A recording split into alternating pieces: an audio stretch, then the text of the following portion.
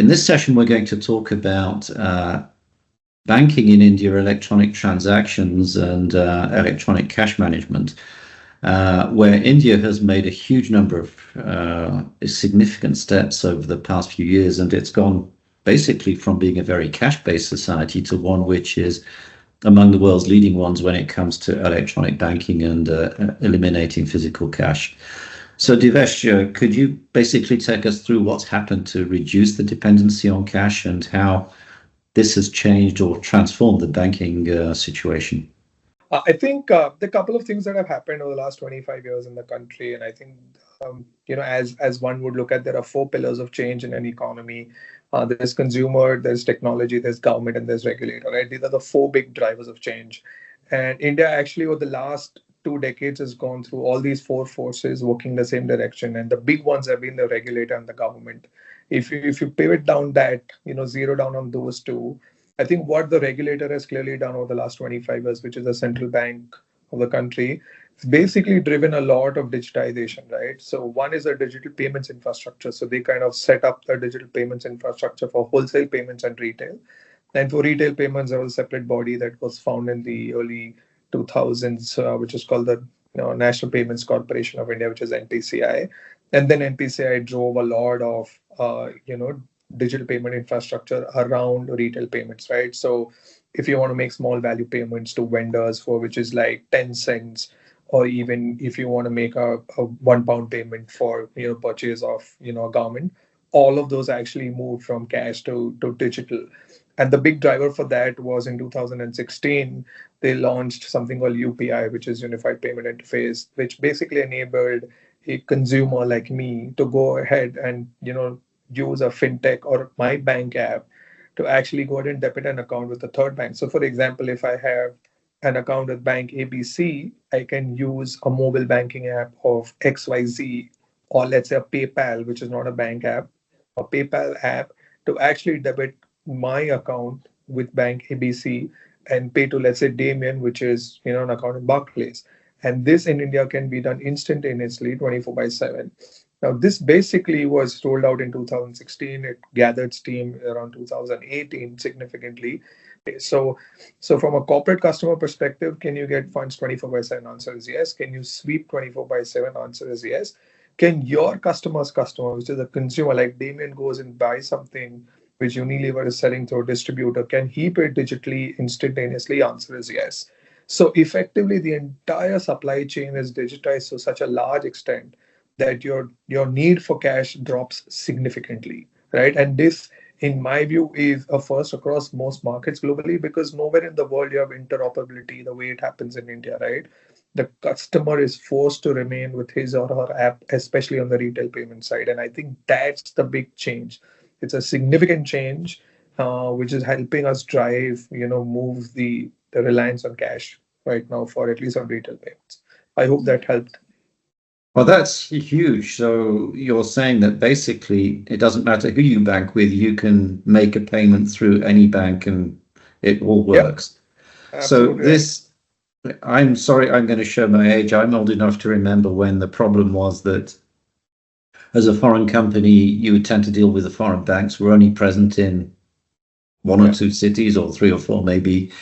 And it was a nightmare trying to collect cash from around the country because you had to go through a whole series of different clearing systems, and you had to have a whole load of bank accounts. So that is all very much in the past. Believe that DBS is present in many places because DBS actually acquired an Indian bank which had a large presence. Is that correct? That's right. In November 2020, we acquired a bank in the COVID times. So midst of COVID, we acquired a bank, and that gave us the significantly large or expanded footprint, which now helps us kind of meet our MNC customers' requirements, not only in tier one, but tier two, tier three cities. So the end of checks, the end of cash, and also something else which has disappeared, I believe, is the need to have accounts in each state so you could pay the local taxes. Yeah, so local taxes, again, now, as you know, GST, as a corporate customer, you can actually directly make your GST payment. And that happens every month by corporate customers. So that's not an issue. And you always have banks which have got engagements with, with through various banks in the system through which even direct tax payments could be made. So there is no reason for anybody to go ahead and have multiple bank accounts in respective states to actually go ahead and make a payment. As long as you have an account with a bank that enables you to make those direct and indirect tax payments, that's fine. Yeah, If I understand correctly, there's also an extensive use of QR codes to facilitate this that's whole right. process. That's right. That's right. So for all the retail payments, most retail payments today, you would have static and dynamic QRs. So even on the POS machine that you use for card payments in India, you would have dynamic QRs actually getting generated. So unlike a classic, credit card machine wherein you could only use a card, I think now you can even use the mobile to capture the QR code and make a payment by debiting a bank account, which is revolutionary in my view. And because of the fact that now we are helping even small value retail payments move to digital, right? So it helps reduce costs significantly. And I can tell It's you, the cost is like you have 200 basis points cost for credit card transaction, and for a classic UPI QR code transaction is probably a couple of cents. okay. So it's cheap, it's fast, and it enables you to kind of move money quickly. Sorry, I'm fascinated. I could listen to this all day. Unfortunately, we don't have all day. One last question, and thank you. I really appreciate your time and your insights.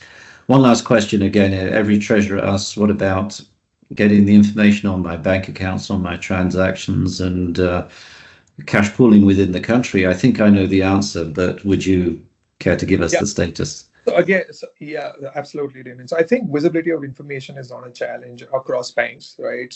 So one could get MT 940, 942s multiple times during the day. We actually give to a customer even every 10 minutes, we give one. So that's not an issue. So that's one. Second is that now large corporate customers like MNCs use APIs for the purpose of getting information. So it's completely moved to the other side wherein you use APIs to transact and even APIs for inwards and outwards, such that you have ability to keep updating your systems on real time basis. So actually, it's if I can give you a great example, cash and carry in the good old days where you went into a Walmart store, gave cash, and you picked up whatever you had to. India cash and carry is digital. You get credit to your bank account instantaneously. You get an API credit alert to as a customer. You update your ERP and you dispatch goods out. That is cash and carry, and it's significantly advanced, and I mean, customers really love it, right? Because it's very, very low cost for them.